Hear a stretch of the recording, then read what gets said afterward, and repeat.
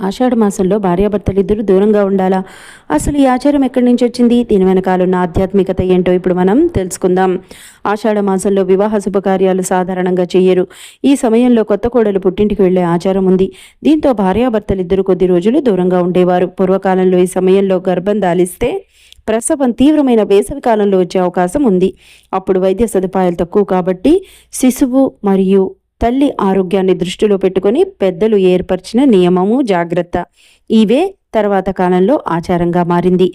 శ్రావణ మాసంలో కనుక కోడల్ని ఇంటికి తెచ్చుకుంటే అప్పుడు ఆమె గర్భం దాల్చిన శిశువు పుట్టే నాటికి వాతావరణం చల్లబడుతుంది కాబట్టి తల్లి బిడ్డ ఇద్దరు హాయిగా ఉంటారని చెప్పి పెద్దలు ఏర్పరిచిన నియమం ఇది. ఇదే ఆచారంగా మారింది. పెద్దలు ఏది చేసినా దూరదృష్టితో చేస్తారు. పెద్దల మాట చెద్దన్నం మూట. దీనివలన అందరికీ లాభమే కానీ నష్టం లేదు. దీని వెనకాల రహస్యం అదే.